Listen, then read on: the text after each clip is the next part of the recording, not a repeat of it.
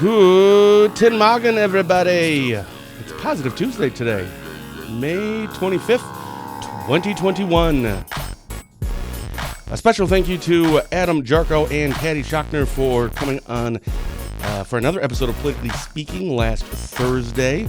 You can find a recording of that show and all of our shows on our Facebook page, our website, and our YouTube channel. Just go to DrydenWire. And a reminder, this Thursday, I will be chatting live with Sawyer County Judge John Yackel. Morning, Fitzy. Morning. How are you? Fine. I thought you were going to pick something else. So. No, I was hearing some your own writing or what? reverb. No, I was looking at our audio thing. It doesn't matter. Hey, you ready for your sports trivia question to start? Sports trivia. Yeah, I suppose I'm ready. By the way, for if you're keeping track, we've had 5, and you have gotten 3 of them right. So you have a winning percentage. Good. I'm glad. Yeah. All right. So Tim Tebow, you may have heard, signed with the Jaguars to be their tight end, and that was, I guess, a lot of controversy, which I don't know why. It's the Jaguars. Who cares? With that in mind, which player holds the record of most catches by a tight end in a single season? Okay. I put these in alphabet. No, I did not put these in alphabetical order. But I'll say them in alphabetical order. Zach Ertz, Rob Gronkowski, Tony Gonzalez, those are backwards, and Jason Witten. Played for the Cowboys, if you remember. So which player holds the record for the most catches by tight end in a single season? Zach Ertz, Rob Gronkowski, Jason Witten, or Tony Gonzalez? You think on that, but first, for Barron County Sheriff Chris Fitzgerald, I'm Ben Dryden, and you are watching Positive Tuesday with Ben and Fitzy, presented by ICAA. ICAA is your local social service organization that works together with individuals, families, and the community to create and support local solutions for local needs.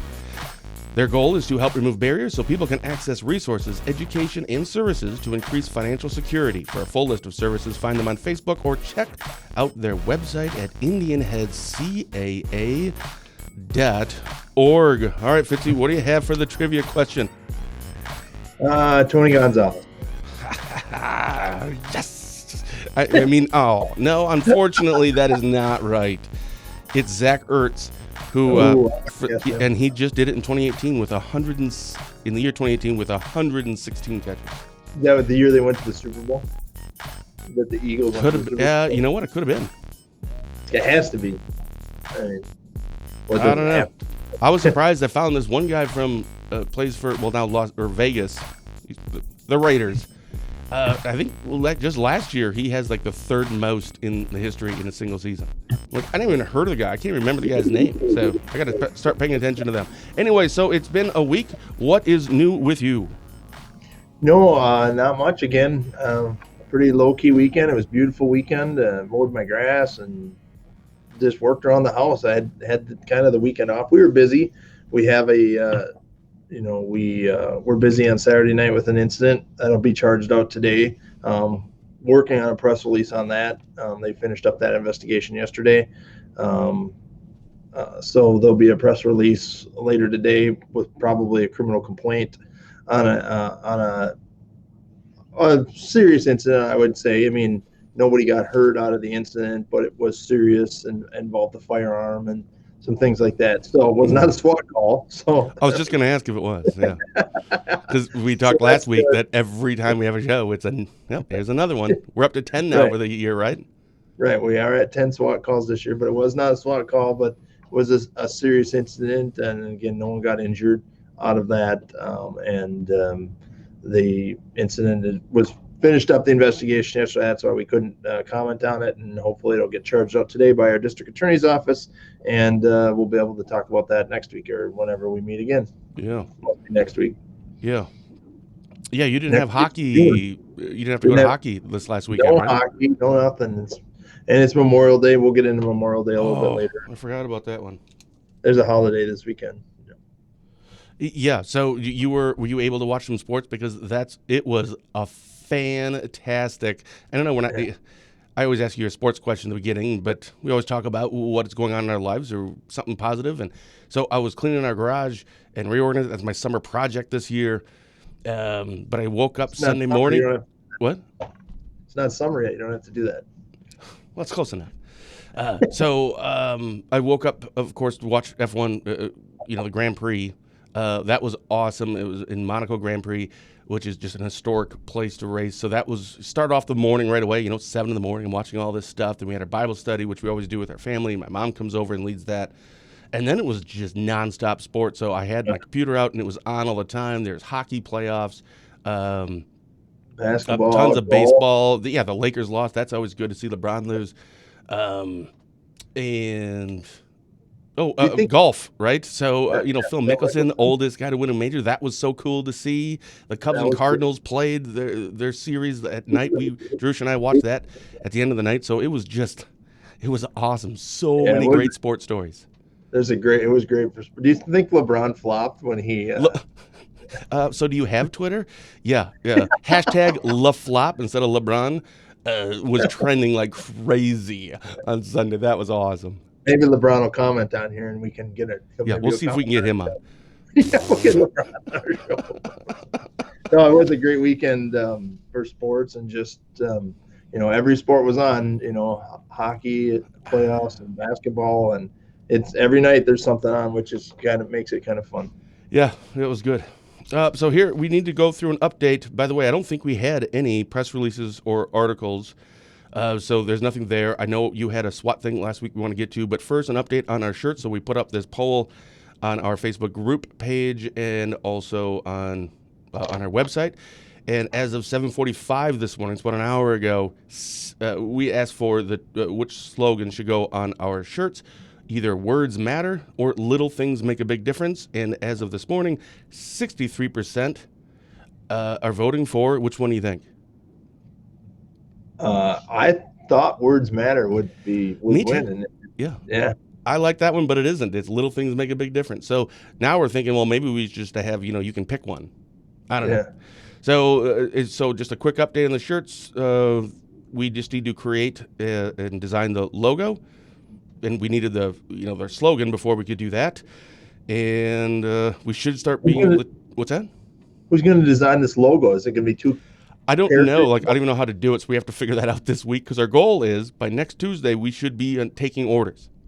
Oh, really? Yeah, that's kind of our goal. And we went through all of our shirts. Well, yeah, we went through all of our shirts, and the only thing left is for women. And I guess we should ask, Drew should try it on a shirt.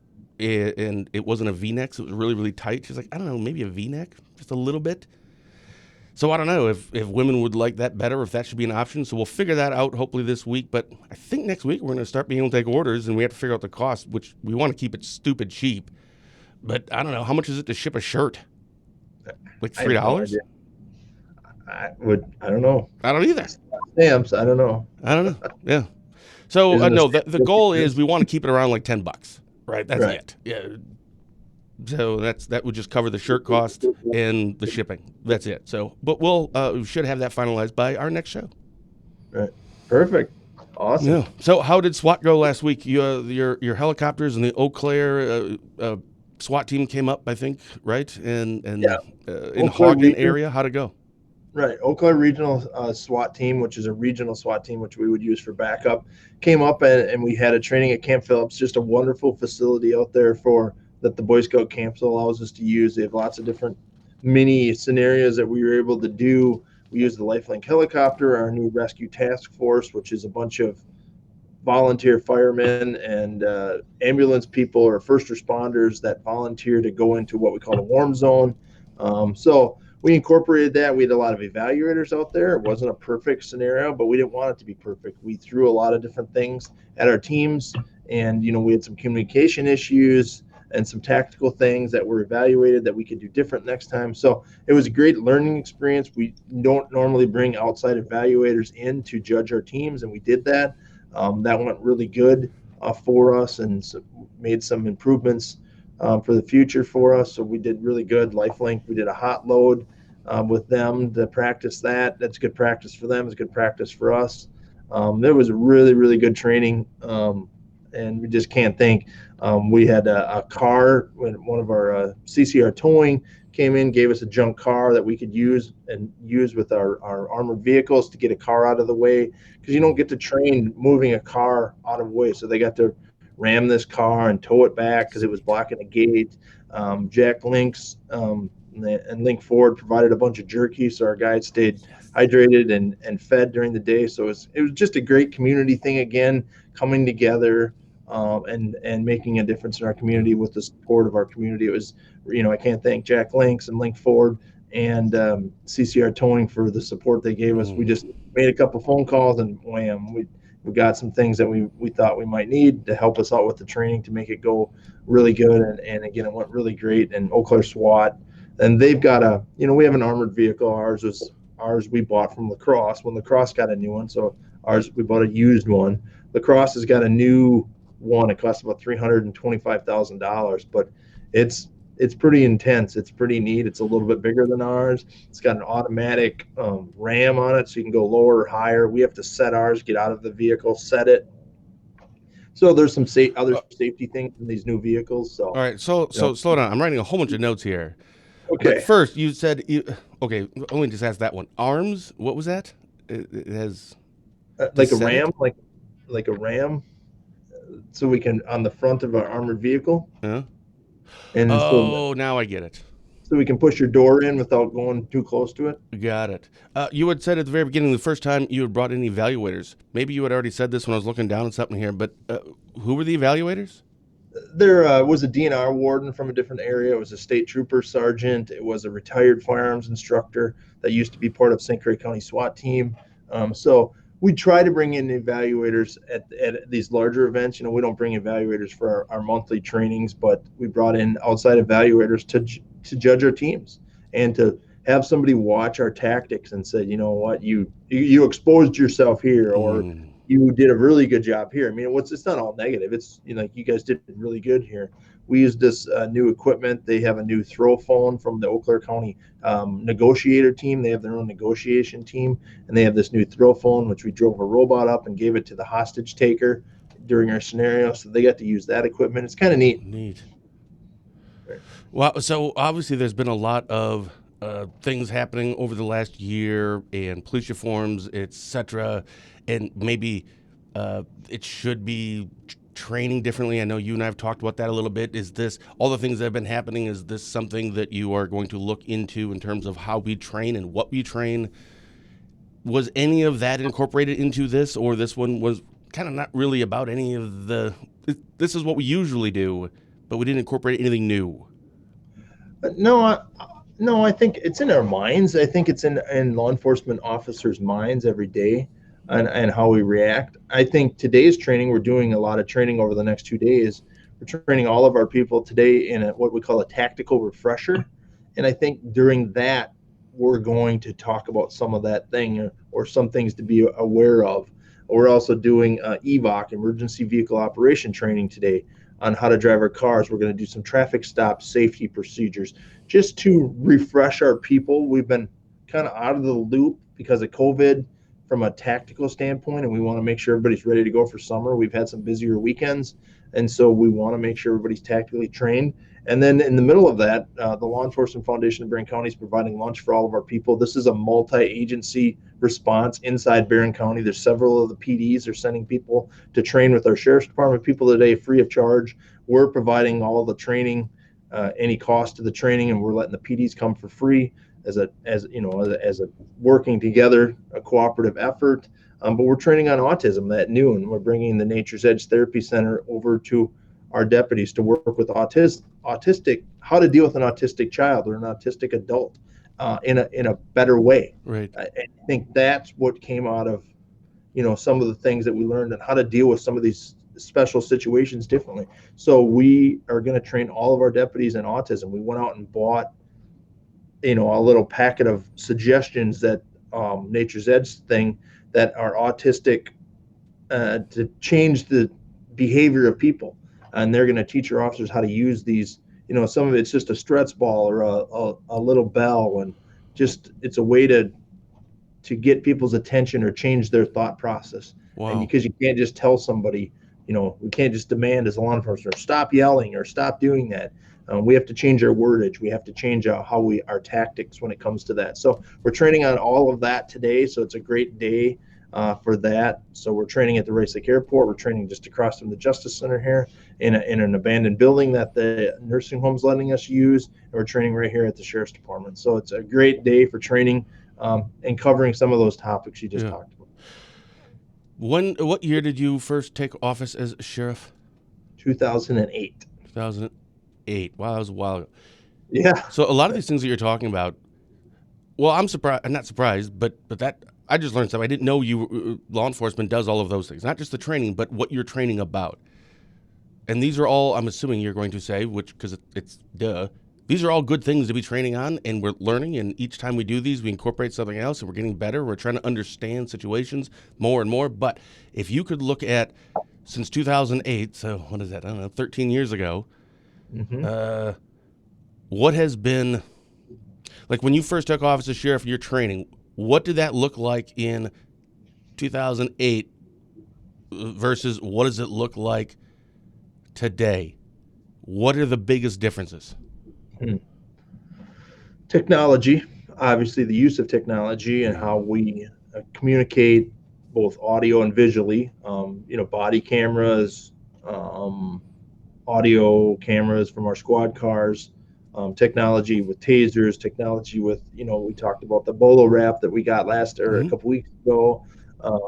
Our tactics have changed, and how we talk to people has changed over the 13 years, I would say. We are very, public image driven sheriff's department, maybe to an extreme. Some people would say, we push public image too far. I disagree. Me too. But, I don't think you can go far enough, but some people think we need to be more tactical. And so finding the balance is the tough part as an administrator on balancing, how far do we go on this side of the line versus this side of the line. And we try to stay in the middle.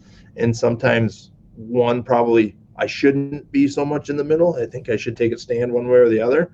I think my people would say that a little bit, but they also understand the political climate that we're in. So, but definitely technology and how we talk to people. I think, good morning, Larry. Looks like he wants you to do something about the horse manure. If you can get that done, Fitzy, that'd be great. Yeah. Larry would appreciate it. Yeah. We live in a farming community. It's tough. We try to clean up. It's not even sometimes the manure. It's just sometimes the dirt. And some townships do work on that with their farmers. And if there is too much mud, they ask them to go clean it off. Farming is what Barron County is all about. So it's tough to, put extra work on our farmers. But I don't disagree with Larry. We try to work on that. Our farmers are very receptive to any complaints. Sometimes, it's the help that doesn't notice it and doesn't take as much pride as the owner of the farm does. So a lot of it's just a communication thing, and they go out right away and clean it up if we ask them to. But we appreciate that, Larry. We'll work on that. I agree with that. I don't disagree at all with that, and we can work on that. Don't be afraid to call our dispatch and say, hey, there's just a lot of mud here. Don't call and yell at us. Right. The dispatcher, they're just taking the calls. And Fitzy said I can call. So. Right. So don't be afraid to call us and say, hey, there's just a ton of manure or mud that spilled out of a truck here. We always run to the people in the field. The farmer cleans it up. It's not a problem. We'll work on that. We appreciate that. I have a question about armored vehicle again. I don't want to, the show shouldn't, we don't want to be just about the SWAT thing, but something I wrote down about armored vehicle versus canine stuff. But first, we have our trivia question here, or our second one. Right, do one at the beginning and one in the middle.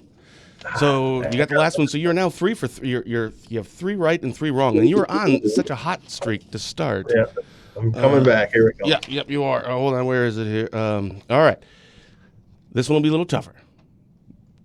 Nobody born in this state has played in the NFL in 20 years. Nobody born in this state has played in the NFL in the last 20 years. Idaho, Vermont, Wisconsin, or Wyoming. While you think on that, first, for Barron County Sheriff Chris Fitzgerald, I'm Ben Dryden, and you're watching Positive Tuesday with Ben and Fitzy, presented by ICAA. ICAA is your local social service organization that works together with individuals, families, and the community to create and support local solutions for local needs. Their goal is to, I love how you're really thinking about this. That's awesome. Their goal is to help remove barriers so people can access resources, education, and services to increase financial security. For a full list of services, find them on Facebook or check them out on their website at IndianHeadCAA.org. What do you have, Fitzy? Wait, I'm channeling my inner Chief Wilson here.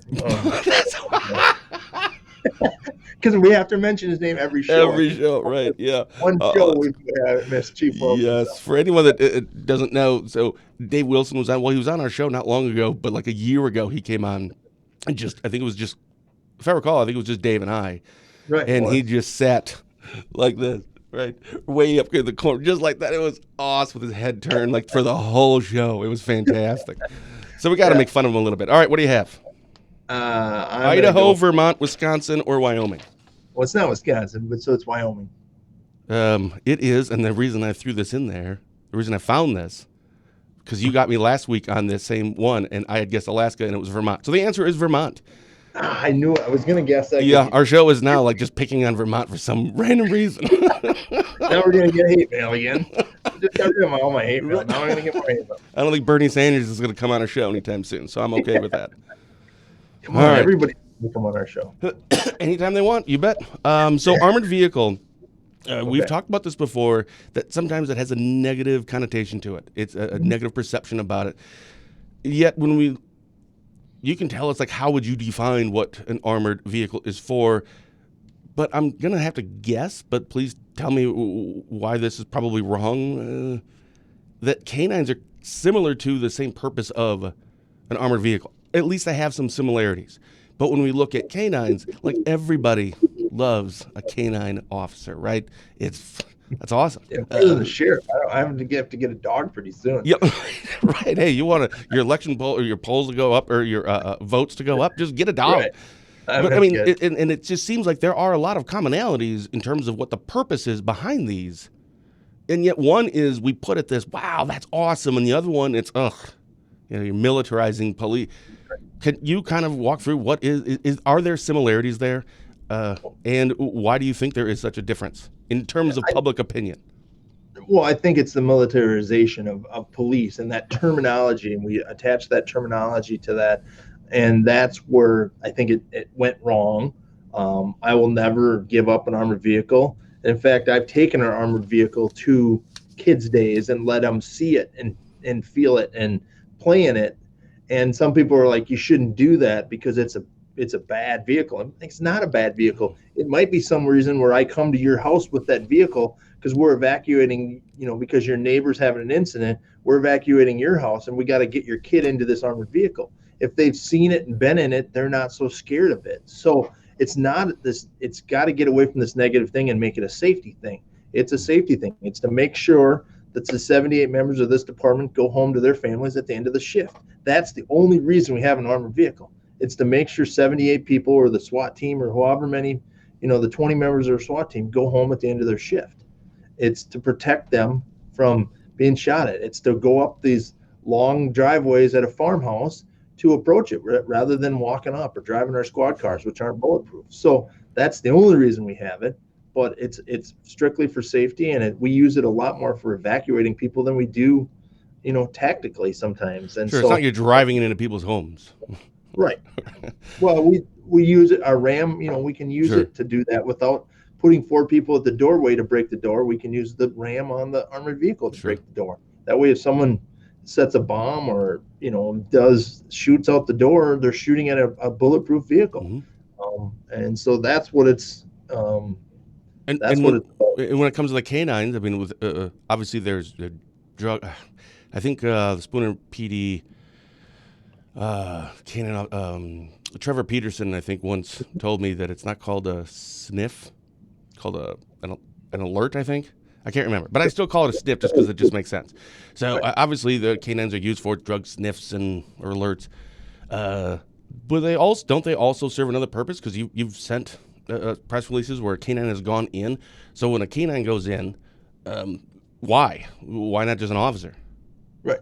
The exact same reason, to make sure our officers are safe, and we're going to put the dog in danger versus the officer. And I know some people don't like that, but that's the realization of it. I mean, if the dog goes in, he's quicker, he's more mobile than an officer, he's smaller, the target wise, and he's got a bulletproof vest on in some cases. So, and so that's what it's about. And yes, it's to help save the officer. Tactically, it's just a better option for us, just like tactically the armored vehicle is a better option for us.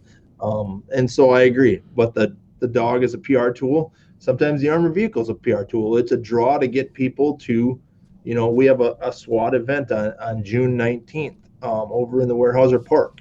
It's called Pork in the Park. It's to raise money for our Barron Rust SWAT team. What is it called? It's called Pork in the Park.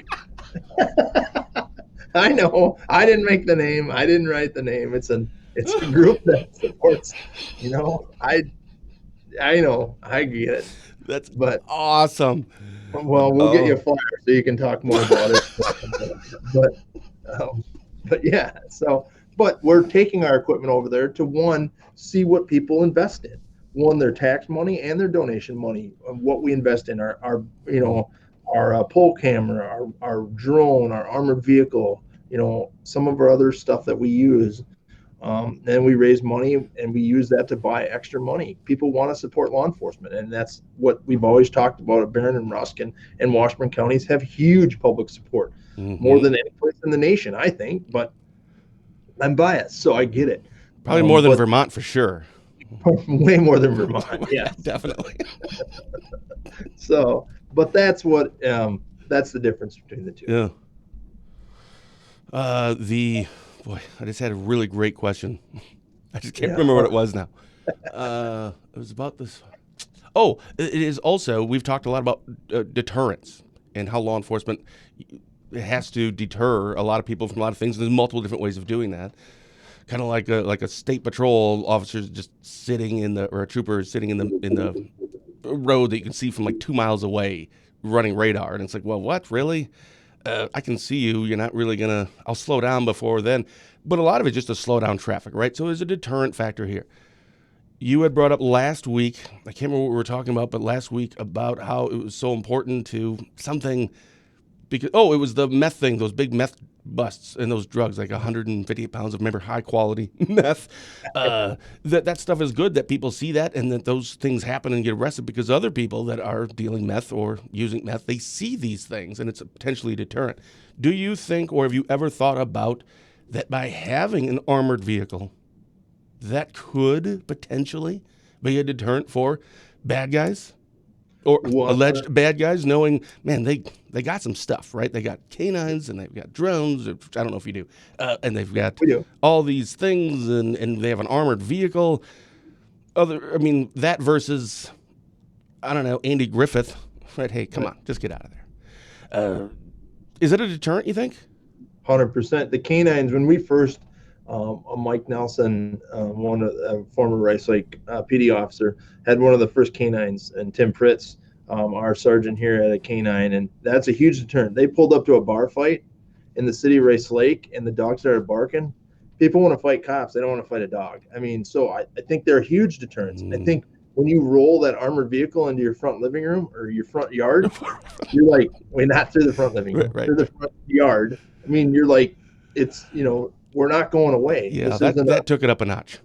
Right. It's like you wanted to play, so we're bringing all the toys to play. And so, you have to look at it that way. And I think it's a very big deterrent. I think, it's serious now. It's not just two cops on their PA in their squad car. Now we brought in the SWAT team. Yeah. There's special weapons and tactics. That's what SWAT stands for. We don't call our team SWAT. We call it an emergency response team because I think it's a softer approach than SWAT, but SWAT is special weapons and tactics. That's exactly what they do. What do you call it? Emergency response team. ERT? Well, that's not like SWAT. You can say it as a word. It's an acronym, but it's a word. But that's ERT. It's just not the same. Gotta get the ERT team. Yep. I'm gonna keep just like sniffs. I'm gonna keep using SWAT. Yeah, right. Okay, that's fine. You can. Okay. So you had said Memorial Day. I'd forgotten that's Mhm. uh, this coming up Yeah, this week, Memorial Weekend. So how does that impact law enforcement in Barron County? yeah. Well, we're putting a plan together for both Memorial Day and the 4th of July already, because the 4th of July is right around the corner. Um, but the Memorial Day, we have extra patrol on our waters and our trails. So our rec officer is both on the boat and on the UTV all weekend, all 3 days of the weekend, Friday, Saturday. I'm sorry, Saturday, Sunday, and Monday of Memorial Day weekend. So we'll be out on the water, we'll be out on the trails, we'll be out on the roads, more traffic enforcement, different things, because Friday is going to be a pretty heavy traffic day. Monday will be a pretty heavy traffic day.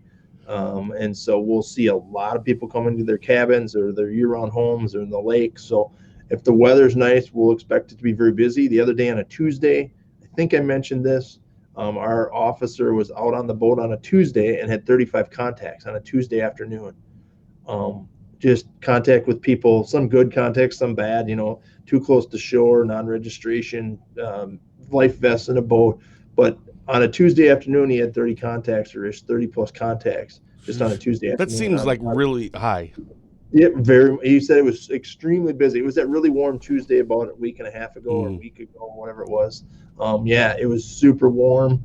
And we were out on the boat, or he was out on the boat, and had a lot of contacts, and that was on a Tuesday. So we think summer's going to hit us hard. We're back to full events. We have the dairy breakfast is coming up in Barron County on June 5th at a farm just outside of Barron here, between Barron and Vermont. just outside of Barron. Yeah, Vermont, between Barron and Vermont. Hillsdale. Sorry, I couldn't get Hillsdale out. Hillsdale, near Hillsdale, and I'll be flipping pancakes at 5:30 in the morning. Attaboy. I take on our county administrator. He thinks he knows how to flip pancakes. I'm way better at flipping pancakes. So he went on the radio and started talking some smack about me. So I got a new Blackstone griddle, and I've been practicing in the morning flipping pancakes. So I'll have the best pancakes. It's becoming a little. He ramped it up, so now I may have to bring SWAT in to take care of it. You mean ERT? So it's on. When is that? June 5th. What day? What do you know? What day is that by chance? That's a Saturday. And it's early in the morning. You know what? We'll have to talk about this later. Okay. I may have to come down and record that. Okay. Wow. A little cook-off there, a little pancake flipping thing. If he's turning it up a notch, then okay. Yeah. All right. Yeah. And, so we went on the radio and on the Amber Show and talked about that. And cool. Yeah, it will be at a farm. It's fun. It's a great time. It supports our dairy farmers and all of our farmers across Barron County. It's the kickoff to summer. What we consider in Barron County a kickoff to summer is the dairy breakfast, and I'm glad they're bringing it back this year. We missed it last year. We're expecting big crowds. We're doing traffic enforcement out there. It's right off of Highway 25, so it's going to be easy to find, but there will be some traffic backed up. We're working with our highway department on that, but pretty excited about that. That is our kickoff to summer, and it's the one time where I can take the county administrator down. Oh. That's always good. I mean, it's a good day if you can do that. So what are your biggest concerns, or what messages? Actually, before that, next Tuesday we're going to be doing a show still. It seems like we're going on. Haven't had one off in a while. That's because we had to switch it earlier this month. I got some homework for you. Okay. I think you may. I have to double check. I'll go to a DrydenWire and look in our search engine to see if you put something out last year or we had talked about it. But I would like to know, the results from this last Memorial Weekend, or a year ago Memorial Weekend. Obviously, it was COVID and everything else, versus whatever numbers that you track for this one. Is this like OWIs? I think we had talked about boating situations or that stuff, and how many arrests and tickets. Whatever it is, just something that we can kind of compare just to see how it went. So if you could do that, that'd be great. Obviously, if not, that's perfectly fine. But what is your biggest concern? Is it drunk driving? Is it drunk boating? I don't know if there's other things like for Memorial Weekend that kind of come up often. What is your biggest concerns for Memorial Weekend in Barron County from a law enforcement perspective?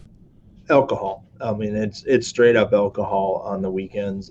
It doesn't matter if you're on your ATV, your boat, or your car. We've got to take alcohol out of the equation for people that are driving. I'm not saying don't go to the bars, don't support our businesses, don't do that. But alcohol and behind the wheel of whatever vehicle you're driving has got to be taken out of the equation. It's a very simple answer. It's 100% preventable. Yep. We can have zero OWI arrests, zero OWI crashes. I'm not saying crashes don't happen. Accidents happen. They're crashes. Yeah. It's a lot of it has to do with paying attention. But we can eliminate zero in Wisconsin, zero alcohol-related incidents in Barron County. What behind the wheel. I mean, I'd like to eliminate all alcohol incidents, but we understand alcohol causes people to do bad things. We read a search warrant last night. Alcohol caused a young person to act very inappropriately towards law enforcement, and drugs and alcohol were involved in that. We had an OWI the other day at 4:00 in the afternoon. We had an OWI at noon the other day. Our daytime OWIs, I'm worried about seeing that increase.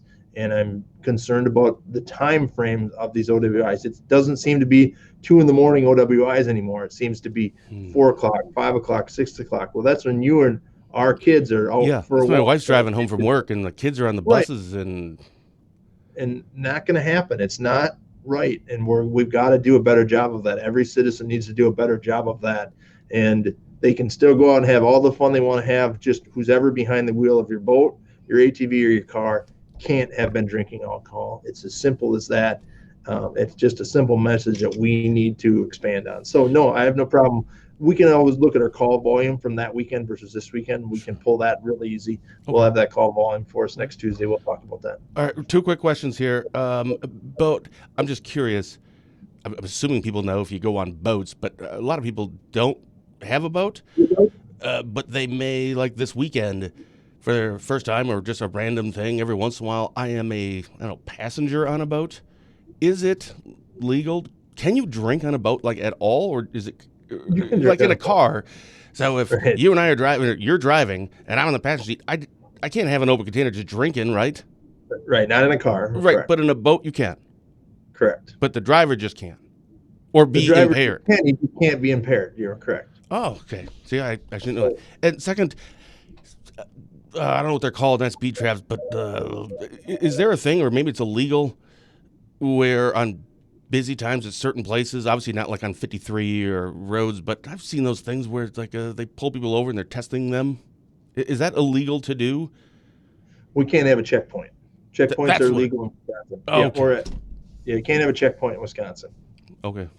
You can't have a checkpoint. But we do traffic enforcement. You'll see Highway 63 between Cumberland and Spooner is a very busy stretch of road on Friday. We'll have extra enforcement up there. Highway 53 we'll have extra enforcement on. Those are 2 main roads, really between Turtle Lake and Spooner on Highway 63 is very busy stretch of road. Busy. So right. And so we have laser radar, which is easier than moving radar. It's more accurate. It can pinpoint cars in a line. You can get the third car in a line.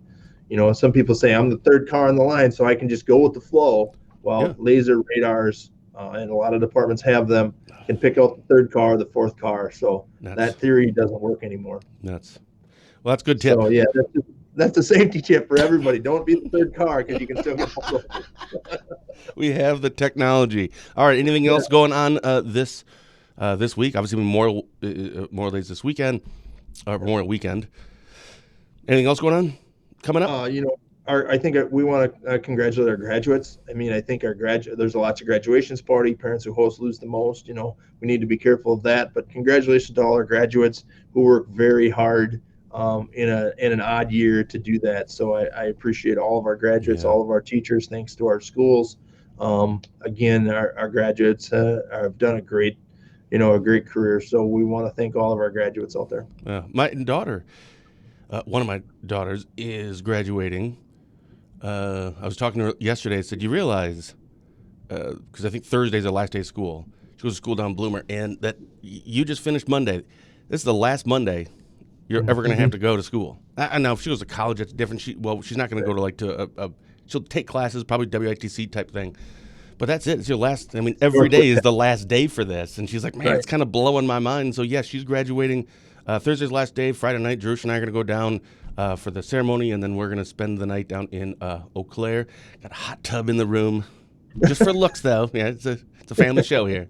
So looking forward to that. My brother's birthday is in a couple of days. I can't, dude, he's going to be 50. Right. He just doesn't seem like a 50-year-old. And the ice cream stand's open, right? And it's open. Yeah, and Anna, my daughter who's graduating, she'll be a lifeguard this summer in Shell Lake and part-time, and then the other part-time she'll be working again at my ice cream stand. So stop in and give her a good tip. Okay. Like, don't be speeding. He's got some new things he's put on his video stuff. I know. It's pretty awesome. Yeah.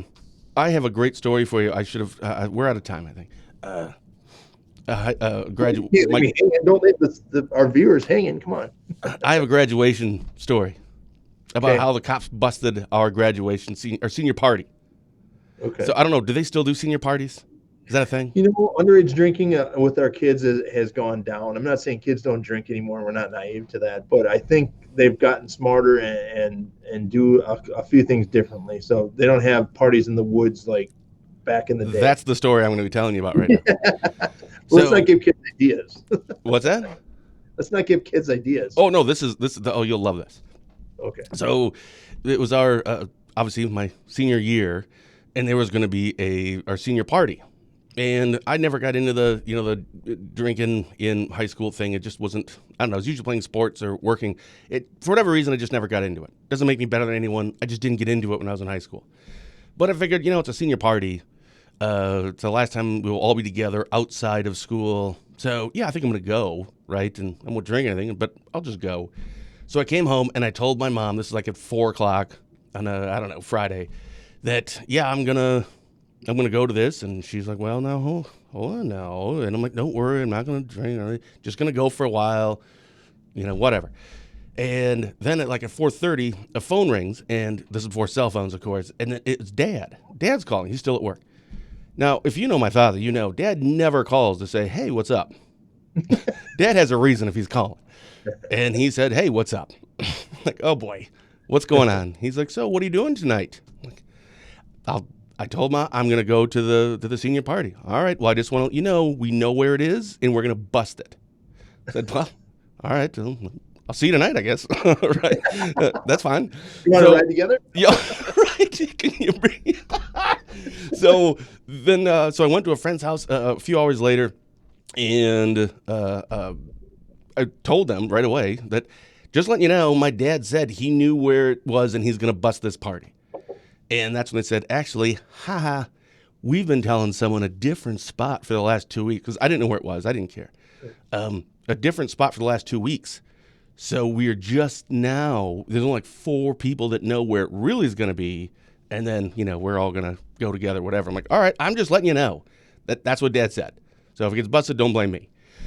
Well, then we go out there, and I guess it was a thing. I don't know if it's like a normal thing, but it was at our senior party that you could sign people's shirts, but you have to take a shot of something in order to do it. I'm like, yeah, I'm not doing that. I'm at the party telling everybody. My dad said, he's the sheriff, he knows where it is, and it was out in this field in Burnett, right across the line. You had to park and walk like a half a mile into these woods. It was really weird. I've never been to a party like that before. It was kind of dumb, but didn't matter.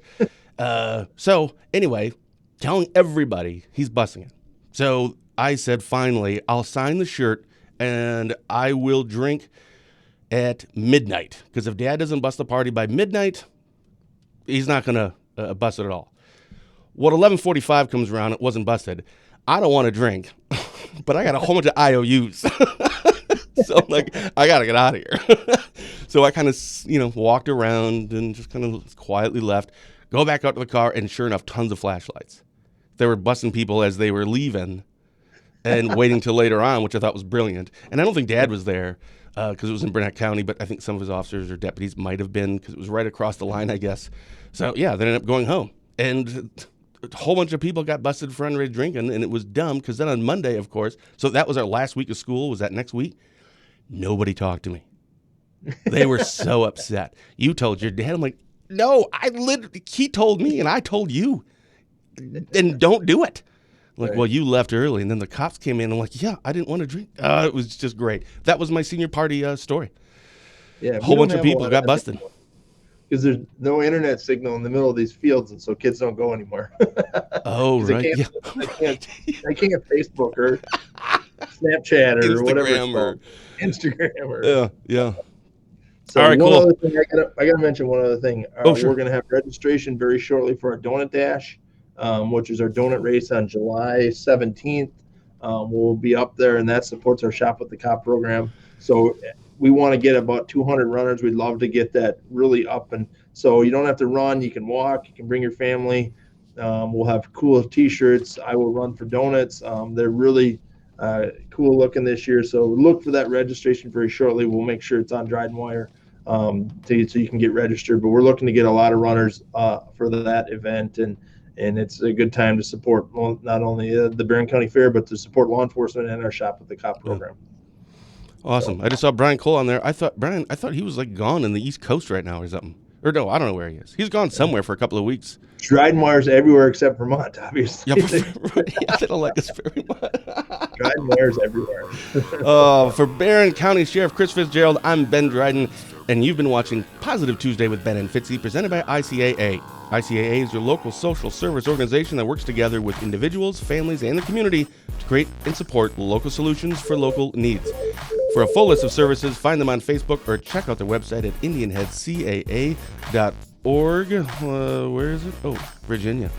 All right, we have no problems with Virginia. Just don't go to Vermont. Of course, thank you for watching, and don't forget this Thursday, so in a couple of days, I'll be chatting live with Sawyer County Judge John Yackel, and of course, Fitzy and I will be back next Tuesday for another exciting episode of Positive Tuesday with Ben and Fitzy. So until then, stay safe, stay positive, and as always, have a blessed day. See ya, Fitzy. See ya.